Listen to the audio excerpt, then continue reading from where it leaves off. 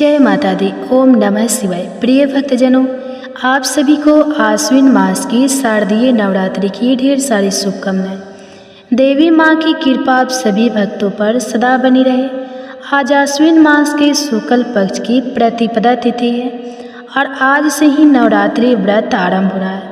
नवरात्रि के पहले दिन माँ शैलपुत्री की पूजा की जाती है। इस व्रत को करने से और कथा का श्रवण करने से दुख दरिद्री का नाश होता है, घर में सुख समृद्धि का वास होता है और व्यक्ति के सभी रुके हुए कार्य सिद्ध हो जाते हैं। तो आज मैं आपको सुनाने जा रही हूँ शारदीय नवरात्रि के प्रथम दिन सुनी जाने वाली नवरात्रि व्रत महालय की बड़ी ही दुर्लभ कथा। पौराणिक कथा तो आप सभी भक्तजन इन कथाओं को बड़ी ही श्रद्धा और प्रसन्नचित मन से सुनिए। नवरात्रि व्रत की कथा के अनुसार एक समय बृहस्पति जी ने ब्रह्मा जी के समक्ष चैत मास के शुक्ल पक्ष में आने वाले नवरात्रि का महत्व जानने की इच्छा जताई। उन्होंने कहा, इस व्रत का क्या फल है, इसे किस प्रकार किया जाता है, सबसे पहले इस व्रत को किसने किया था, यह सब विस्तार से कहिए। बृहस्पति जी के प्रश्नों का जवाब देते हुए ब्रह्मा जी ने कहा, हे बृहस्पति, प्राणियों के हित की इच्छा से तुमने बहुत ही अच्छा प्रश्न किया है। जो मनुष्य की मनोरथ पूर्ण करने वाली माँ दुर्गा, महादेव सूर्य और नारायण का ध्यान करता है वे धन्य है। यह नवरात्रि इस व्रत संपूर्ण कामनाओं को पूर्ण करने वाला है। इस व्रत को करने से पुत्र, सुख, धन, विद्या और अपार सुख की अनुभूति होती है। इस व्रत को करने से रोग दूर हो जाता है, घर में सुख समृद्धि की वृद्धि होती है, बाज को पुत्र की प्राप्ति होती है, समस्त पाप से छुटकारा मिल जाता है। जो मनुष्य इस नवरात्रि व्रत को नहीं करता वह अनेक दुखों को भोगता है। यदि व्रत करने वाला मनुष्य सारे दिन का उपवास ना कर सके तो एक समय भोजन करे और 10 दिन बांधव सहित नवरात्रि व्रत की कथा का श्रवण करें। हे बृहस्पति, जिसने पहले इस महाव्रत को किया है वह कथा मैं तुम्हें सुनाता हूँ, तुम सन होकर सुनो। इस प्रकार ब्रह्मा जी का वचन सुनकर बृहस्पति जी बोले, हे ब्राह्मण, मनुष्यों का कल्याण करने वाले, इस व्रत के इतिहास को मेरे लिए कहो, मैं सावधान होकर सुन रहा हूँ। आपकी शरण में आए हुए मुझ पर कृपा करो। तब ब्रह्मा जी बोले, प्राचीन काल में मनोहर नगर में पीठ नाम का एक अनाथ ब्राह्मण रहता था। वह भगवती दुर्गा का भक्त था। उसके संपूर्ण सद्गुणों से युक्त सुमति नाम की एक अत्यंत सुंदरी कन्या उत्पन्न हुई। वह कन्या सुमति अपने पिता के घर बाल्यकाल में अपनी सहेलियों के साथ क्रीड़ा करती हुई इस प्रकार बढ़ने लगी जैसे शुक्ल पक्ष में चंद्रमा की काला बढ़ती है। उसका पिता प्रतिदिन जब दुर्गा माँ की पूजा करके होम किया करता और उस समय नियम से वहाँ उपस्थित रहती। एक दिन सुमति अपनी सखियों के साथ खेल में लगे और भगवती के पूजन में उपस्थित नहीं हुई। उसके पिता को पुत्री की ऐसी असावधानी देखकर क्रोध आया और वह पुत्री से कहने लगा, अरे दुष्ट पुत्री, आज तूने भगवती का पूजा नहीं किया, इस कारण मैं किसी कुष्ठ रोगी या दरिद्र मनुष्य के साथ तेरा विवाह करूँगा। पिता का ऐसा वचन सुनकर सुमति को बड़ा दुख हुआ और पिताजी से कहने लगी, हे पिताजी, मैं आपकी कन्या हूँ तथा सब तरह आपके अधीन हूँ। जैसी आपकी इच्छा हो वैसा ही करो। राजा से कुष्ठ नगर मेरा तो अटल विश्वास है। जो जैसा कर्म करता है उसको कर्मों के अनुसार वैसा ही फल प्राप्त होता है, क्योंकि कर्म करना मनुष्य के अधीन है पर फल देना ईश्वर के अधीन है। जैसे अग्नि में पड़ने से तृण आदि उसको अधिक प्रदीप्त कर देते हैं, इस प्रकार कन्या के निर्भयता से कहे हुए वचन सुनकर उस ब्राह्मण ने क्रोधित होकर अपनी कन्या के विवाह एक पुष्ट के साथ कर दिया और अत्यंत क्रोधित होकर पुत्री से कहने लगा, हे पुत्री, अपने कर्म का फल भोगो। देखो भाग्य के भरोसे रहकर क्या करती हो। पिता के ऐसे कटु वचनों को सुनकर सुमति मन में विचार करने लगी, अहो मेरा बड़ा दुर्भाग्य है जिसे मुझे ऐसा पति मिला। इस तरह अपने दुख का विचार करती हुई वह कन्या अपने पति के साथ वन में चली गई और डरावनी कुशा युक्त उस निर्जल वन में उन्होंने वह रात बड़े कष्ट से व्यतीत की। उस गरीब बालिका की ऐसी दशा देखकर देवी भगवती ने पूर्व पुण्य के प्रभाव से प्रकट होकर सुमति से कहा, हे दिन ब्राह्मणी, मैं तुमसे बहुत प्रसन्न हूँ, तुम जो चाहो वरदान मांग सकती हो। भगवती दुर्गा का यह वचन सुनकर ब्राह्मणी ने कहा, आप कौन हैं, वह सब मुझसे कहो। तो ब्राह्मणी का ऐसा वचन सुनकर देवी ने कहा, मैं आदि शक्ति भगवती हूँ और मैं ही ब्रह्मा विद्या और सरस्वती हूँ। प्रसन्न होने पर मैं प्राणियों का दुख दूर कर उनको सुख प्रदान करती हूँ। हे ब्राह्मणी, मैं तुझ पर तेरे पूर्व जन्म के पुण्य के प्रभाव से प्रसन्न हूँ। तुम्हारे पूर्व जन्म का वृत्तांत सुनाती हूँ, उसे ध्यानपूर्वक सुनो। तो पूर्व जन्म में निषाद भील की स्त्री थी और अति पतिव्रता थी। एक दिन तेरे पति निषाद ने चोरी की। चोरी करने के कारण तुम दोनों को सिपाहियों ने पकड़ लिया और ले जाकर जेल खाने में कैद कर दिया। उन लोगों ने तुझको और तेरे पति को भोजन भी नहीं दिया। इस प्रकार नवरात्रि के दिनों में तुमने ना तो कुछ खाया और ना जल ही पिया। इस प्रकार 9 दिन तक नवरात्रि का व्रत हो गया। हे ब्राह्मणी, उन दिनों में जो व्रत हुआ उसके प्रभाव से प्रसन्न होकर मैं तुझे मनोवांछित वर देती हूँ। तुम्हारी जो इच्छा हो सो मांग कर। इस प्रकार दुर्गा के वचन सुनकर ब्राह्मणी बोली, अगर आप मुझ पर प्रसन्न हैं तो हे माँ दुर्गे, मैं आपको प्रणाम करती हूँ। कृपा करके मेरे पति का कोढ़ दूर करो। तब देवी ने कहा, उन दिनों तुमने जो व्रत किया था उस व्रत का एक दिन का पुण्य पति का कोढ़ दूर करने के लिए अर्पण करो। उस पुण्य के प्रभाव से तेरा पति क्रोध से मुक्त हो जाएगा। ब्रह्मा जी बोले, इस प्रकार देवी के वचन सुनकर वह ब्राह्मणी बहुत प्रसन्न हुई और पति के निरोग करने की इच्छा से जब उसने तथास्तु कहा तब उसके पति का शरीर भगवती दुर्गा की कृपा से कुष्ठ रोग से रहित होकर अति कांतिवान हो गया। वह ब्राह्मणी पति की मनोहर देह को देखकर देवी की स्तुति करने लगी। हे माँ दुर्गे, आप दुर्गति को दूर करने वाली, तीनों लोकों का संताप हरने वाली, समस्त दुखों को दूर करने वाली, रोगी मनुष्य को निरोग करने वाली, प्रसन्न हो, मनोवांछित वर देने वाली और दुष्टों का नाश करने वाली, जगत की माता हो। अम्बे, मुझ निरपराध अबला को मेरे पति ने कुष्ठ नर कर घर से निकाल दिया। पिता से तिरस्कृत निर्जल वन में विचल रही हूँ। आपने मेरा इस विपदा से उद्धार किया है। हे देवी, आपको प्रणाम करती हूँ, मेरी रक्षा करो। ब्रह्मा जी बोले, हे बृहस्पति, उस ब्राह्मणी की ऐसी स्तुति सुनकर देवी बहुत प्रसन्न हुई और ब्राह्मणी से कहा, हे ब्राह्मणी, तेरे उदाल नामक अति बुद्धिमान, धनवान, कृतिवान और जितेंद्रिय पुत्र शीघ्र उत्पन्न होगा। ऐसा वर प्रदान करके देवी ने ब्राह्मणी से फिर कहा, हे ब्राह्मणी, और जो कुछ तेरी इच्छा हो मांग लो।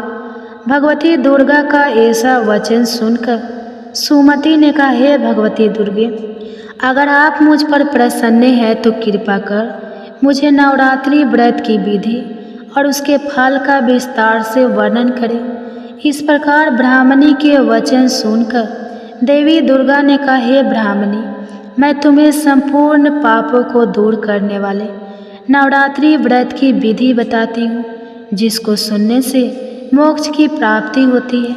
आश्विन मास के कृष्ण पक्ष की प्रतिपदा से लेकर 9 दिन तक विधि पूर्वक व्रत करें। यदि दिन भर का व्रत ना कर सके तो एक समय भोजन करें। विद्वान ब्राह्मणों से पूछकर घट स्थापना करें और वाटिका बनाकर उसको प्रतिदिन जल से सींचे। महाकाली, महालक्ष्मी और महासरस्वती देवी की मूर्तियां स्थापित करके उनकी नित्य विधि सहित पूजा करें और पुष्पों से विधि पूर्वक अर्घ्य दें। बिजौरा के फल से अर्घ्य देने के रूप की प्राप्ति होती है। जायफल से अर्घ देने से कृति, दाग से अर्घ देने से कार्य की सिद्धि होती है। आंवले से अर्घ देने से सुख की प्राप्ति और केले से अर्घ देने से आभूषणों की प्राप्ति होती है। इस प्रकार पुष्पों और फलों से अर्घ देकर व्रत समाप्त होने पर 9वें दिन यथा विधि हवन करें। खांड, घी, गेहूँ, शहद, जो तिल, बेल, नारियल, दाख और कदम्ब आदि से हवन करें। गेहूँ से होम करने से लक्ष्मी की प्राप्ति होती है। खीर एवं चंपा के पुष्पों से धन की और बेल के पत्तों से तेज और सुख की प्राप्ति होती है। आंवले से कृति और केले से पुत्र की, कमल से राज सम्मान की और दाखों से संपदा की प्राप्ति होती है। खांड, घी, नारियल, शहद, जौ और तिल तथा फलों से होम करने से मनोवांछित वस्तु की प्राप्ति होती है। व्रत करने वाले मनुष्य इस विधि विधान से होम कर आचार्य को अत्यंत नम्रता के साथ प्रणाम करे और यज्ञ की सिद्धि के लिए उसे दक्षिणा दे। इस प्रकार बताई हुई विधि के अनुसार जो व्यक्ति व्रत करता है उसके सब मनोरथ सिद्ध होते हैं। इसमें तनिक भी संदेह नहीं है। इन 9 दिनों में जो कुछ दान दिया जाता है उसका करोड़ों गुना फल मिलता है। इस नवरात्रि व्रत को करने से अश्वमेध यज्ञ का फल मिलता है। हे ब्राह्मणी, इस संपूर्ण कामनाओं को पूर्ण करने वाले उत्तम व्रत को तीर्थ, मंदिर अथवा घर में विधि के अनुसार करें। ब्रह्मा जी कहते हैं, हे बृहस्पति, इस प्रकार ब्राह्मणी को व्रत की विधि और फल बताकर देवी अंतर्ध्यान हो गई।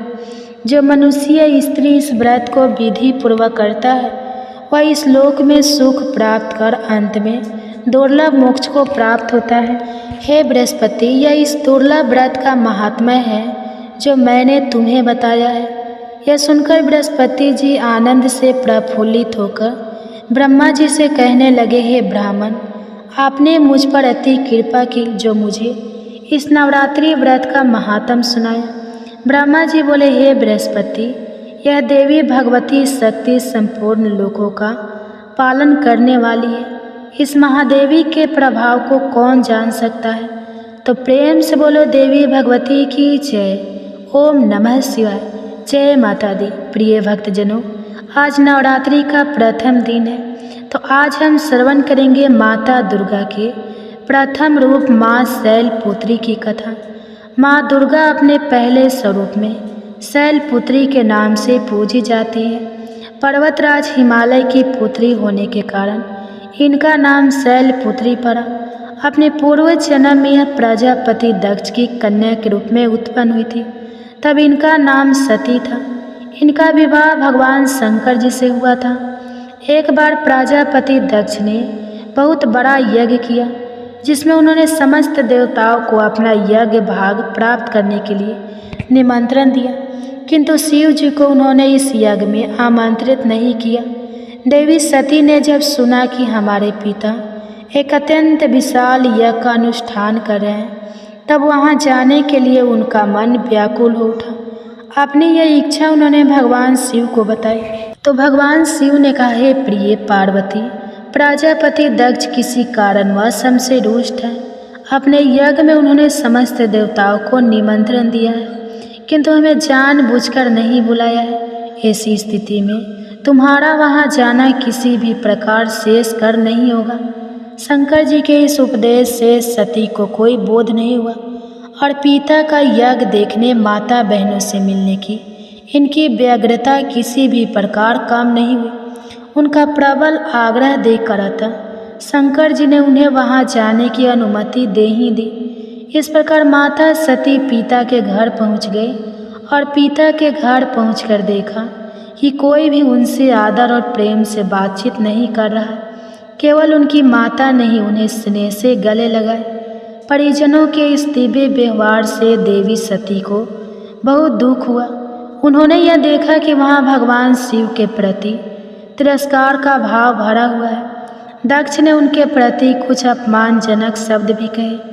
यह सब देखकर माता सती का हृदय ग्लानि और क्रोध से सतपथ हो उठा और उन्होंने सोचा कि भगवान शंकर जी की बात न मानकर यहाँ आकर मैंने बहुत बड़ी भूल की है। वह अपने पति भगवान शिव के इस अपमान को सहन नहीं कर सकी। उन्होंने अपने इस रूप को तत्काल वही योगा अग्नि द्वारा जलाकर भस्म कर दिया। ब्रजपात के समान इस दारुण दुखद घटना को सुनकर शिव जी क्रोधित हो गए और अपने गणों को भेजकर दक्ष के उस यज्ञ का पूर्णतः विध्वंस कर दिया।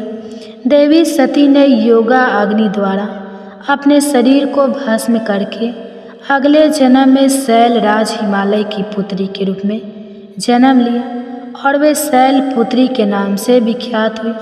पार्वती और हेमवती भी उन्हीं के नाम हैं। प्रिय भक्तजनों, इस जन्म में भी शैलपुत्री देवी का विवाह भगवान शिव जी से ही हुआ। कहा जाता है नवरात्रि के प्रथम दिन यानी प्रतिपदा को जो भी भक्त माँ शैलपुत्री के दर्शन करता है, उनकी कथा को सुनता है और कहता है तो उनके सारे वैवाहिक जीवन के कष्ट भी दूर हो जाते हैं। क्योंकि माँ शैलपुत्री का वाहन वृषभ है, इसलिए उन्हें वृषारूढ़ा भी कहा जाता है। उनके बाएं हाथ में कमल और दाएं हाथ में त्रिशूल रहता है। प्रिय भक्तजनों, प्रेम से बोलिए माँ शैलपुत्री की जय। जय माँ भवानी। ओम नमः शिवाय। प्रिय भक्तगणों, आइए अब सुनते हैं माता वैष्णो देवी की कथा। हंसाली नामा गांव में माँ वैष्णो देवी के परम भक्त श्रीधर रहा करते थे। वे निसंतान होने से दुखी रहते थे। एक दिन उन्होंने नवरात्रि पूजन के लिए कुमारी कन्याओं को बुलवाया। माँ वैष्णो देवी कन्या वेश में उन्हीं के बीच आ बैठी और पूजन के बाद जब सभी कन्याएं चली गई पर वैष्णो देवी वहीं रही और श्रीधर से बोली सबको अपने घर भंडारे का निमंत्रण दिया। तो श्रीधर ने उस दिव्य कन्या की बात मान ली और आसपास के गांव में भंडारे का संदेश पहुंचा दिया। वहां से लौटकर आते समय गुरु गोरखनाथ और उनके शिष्य बाबा भैरवनाथ जी के साथ उनके दूसरे शिष्य को भी भोजन का निमंत्रण दिया। भोजन का निमंत्रण पाकर सभी गांववासी अचंभित थे कि वह कौन सी कन्या है जो इतने सारे लोगों को भोजन करवाना चाहती है। इसके बाद भक्त श्रीधर के घर में अनेक गांववासी आकर भोजन के लिए जमा हो गए। तब कन्या रूपी माँ का वैष्णो देवी ने एक विचित्र पात्र से सभी को भोजन परोसना शुरू किया। भोजन परोसते हुए जब वह कन्या भैरवनाथ के पास गई तब उसने कहा कि मैं तो खीर पूरी की जगह मांस खाऊंगा और मदीना पान करूंगा। तब कन्या रूपी माँ ने उसे समझाया कि अब ब्राह्मण के यहाँ का भोजन है, इसमें मांसाहार नहीं किया जाता। किंतु भैरवनाथ जानबूझकर अपनी बात पर अड़ा रहा। जब भैरवनाथ ने उस कन्या को पकड़ना चाहा तब माँ ने उसके कपट को जान लिया। माँ वायु रूप में बदलकर त्रिकुटा पर्वत की ओर चली गई। भैरवनाथ भी उनके पीछे गया। माना जाता है कि माँ की रक्षा के लिए पवन पुत्र हनुमान जी भी थे। हनुमान जी को प्यास लगने पर माता ने उनके आग्रह पर धनुष से पहाड़ पर पान गिर चलाकर एक जल धारा निकाली और उस जल में अपने केश धोए। आज यह पवित्र जलधारा बाण गंगा के नाम से जानी जाती है। इसके पवित्र जल को पीने या इसमें स्नान करने से श्रद्धालुओं की सारी थकावट और कष्ट तकलीफ दूर हो जाती है। इस दौरान माता ने गुफा में प्रवेश करके 9 माह तक तपस्या की। भैरवनाथ भी उनके पीछे वहाँ तक आ गया। तब एक साधु ने भैरवनाथ से कहा कि तू जिसे एक कन्या समझ रहा है वह आदि शक्ति जगदम्बा है, इसलिए उस महाशक्ति का पीछा छोड़ दे। भैरवनाथ ने साधु की बात मान ली। तब माता गुफा की दूसरी ओर से मार्ग बनाकर बाहर निकल गई। यह गुफा आज भी अर्धकुमारी या आदि कुमारी या गर्भजून के नाम से प्रसिद्ध है। अर्धकुमारी के पहले मान की चरण पादुका भी है। यह वह स्थान है जहाँ माता ने भागते भागते मुड़कर भैरवनाथ को देखा था। गुफा से बाहर निकलकर कन्या ने देवी का रूप धारण किया। माता ने भैरवनाथ को चेताया और वापस जाने को कहा। फिर भी जब वह नहीं माना तो माता गुफा के भीतर चली गई। तब माता की रक्षा के लिए हनुमान जी गुफा के बाहर ही थे और उन्होंने भैरवनाथ से युद्ध किया। भैरवनाथ ने फिर भी हार नहीं मानी। जब वीर हनुमान निडर होने लगे तब माता वैष्णवी ने महाकाली का रूप लेकर भैरवनाथ का संहार कर दिया। भैरवनाथ का सिर कटकर भवन से 8 किलोमीटर दूर त्रिकुट पर्वत की भैरव घाटी में गिरा। उस स्थान को भैरवनाथ के मंदिर के नाम से जाना जाता है। जिस स्थान पर माँ वैष्णव देवी ने हट्टी भैरवनाथ का वध किया वह स्थान पवित्र गुफा अथवा भवन के नाम से प्रसिद्ध है। इसी स्थान पर माँ महाकाली, दाई माँ महासरस्वती, मध्य में और महाकाली महालक्ष्मी बाई पिंडी के रूप में गुफा में विराजमान है। इन तीनों के सम्मिलित रूप को ही माँ वैष्णव देवी का रूप कहा जाता है। कहा जाता है कि अपने वध के बाद भैरवनाथ को अपनी भूल का पश्चाताप हुआ और उसने माँ से क्षमा दान की भीख मांगी। माता वैष्णव देवी जानती थी कि उन पर हमला करने से पीछे भैरव की प्रमुख मनसा मोक्ष प्राप्त करने की थी। उन्होंने न केवल भैरव को पूर्ण जन्म के चक्र से मुक्ति प्रदान की बल्कि उसे वरदान देते हुए कहा कि मेरे दर्शन तब तक पूरे नहीं माने जाएंगे जब तक कोई भी भक्त मेरे बाद तुम्हारे दर्शन नहीं करेगा। उसी मान्यता के अनुसार आज भी भक्त माता वैष्णव देवी के दर्शन करने के बाद करीब 1.5 किलोमीटर की खड़ी चढ़ाई करके भैरवनाथ के दर्शन करने जाते हैं। इस बीच वैष्णव देवी ने 3 पिंड सिर सहित एक चट्टान का आकार ग्रहण किया और सदा के लिए ध्यान मग्न हो गई। इस बीच पंडित श्रीधर अधीर हो गए। वे त्रिकुटा पर्वत की ओर उसी रास्ते आगे बढ़े जो उन्होंने सपने में देखा था। अतः वे गुफा के द्वार पर पहुँचे और उन्होंने कई विधियों से पिंडों की पूजा को अपनी दिनचर्या बना ली। देवी उनकी पूजा से प्रसन्न हुई। वे उनके सामने प्रकट हुई और उन्हें आशीर्वाद दिया। तब से श्रीधर और उनके वंशज देवी माँ वैष्णव देवी की पूजा करा रहे हैं और माता वैष्णव देवी अपने भक्तों का कल्याण निरंतर करती आ रही है। हिंदू पौराणिक मान्यताओं में जगत में धर्म की हानि होने और अधर्म की शक्तियों के बढ़ने पर आदि शक्ति के सतरज और तम तीनों रूप महासरस्वती, महालक्ष्मी और महादुर्गा ने अपनी सामूहिक बल से धर्म की रक्षा के लिए एक कन्या प्रकट की। यह त्रेता युग में भारत के दक्षिण समुद्र तट रामेश्वरम में पंडित रत्नाकर की पुत्री के रूप में अवतरित हुई। कई साल से संतानहीन रत्नाकर ने बच्ची को त्रिकुटा नाम दिया, परंतु भगवान विष्णु के अंश रूप में प्रकट होने के कारण वैष्णवी नाम से विख्यात हुई।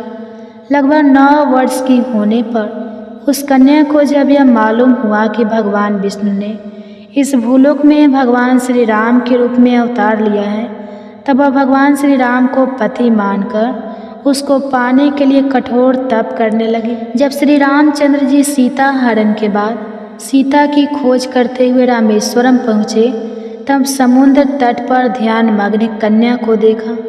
उस कन्या ने भगवान श्री रामचंद्र जी से पत्नी के रूप में स्वीकार करने को कहा। भगवान श्री रामचंद्र जी ने उस कन्या से कहा कि उन्होंने इस जन्म में सीता से विवाह कर एक पतिव्रत का प्रण लिया है, किंतु कलयुग में मैं कलंकी अवतार लूँगा और तुम ही अपनी पत्नी के रूप में स्वीकार करूँगा। उस समय तुम हिमालय स्थित त्रिकुट पर्वत की श्रेणी में जाकर तप करो और भक्तों के कष्ट और दुखों का नाश कर जगत का कल्याण करती रहो। प्रिय भक्तजनों, जब श्री रामचंद्र जी ने रावण के विरुद्ध विजय प्राप्त किया तब माँ ने नवरात्रि मनाने का निर्णय किया। इसलिए उक्त संदर्भ में लोग नवरात्रि के 9 दिनों की अवधि में रामायण का पाठ करते हैं। श्री रामचंद्र जी ने वचन दिया था कि समस्त संसार द्वारा माँ वैष्णव की स्तुति की जाएगी, त्रिकुटा वैष्णव देवी के रूप में प्रसिद्ध होंगी और सदा के लिए अमर हो जाएंगी। प्रेम से बोले माता वैष्णव देवी की जय। ओम नमः शिवाय। जय शिव शंभु। हरे कृष्ण। प्रिय भक्तजनों, उम्मीद करती हूँ आज की यह कथा आपको बहुत पसंद आई होगी। अगर आपको यह कथा पसंद आई है तो आप हमारी वीडियो को लाइक करें, शेयर करें और सब्सक्राइब करें और हमारे कमेंट्स में जय माता दी, जय माँ दुर्गा अवश्य लिखें। आपका जीवन सदैव आनंदमय और खुशियों से परिपूर्ण हो, इसी कामना के साथ आपसे विदा लेते हैं। मिलते हैं अगले वीडियो में, तब तक के लिए आप सभी को मेरा हार्दिक नमस्कार।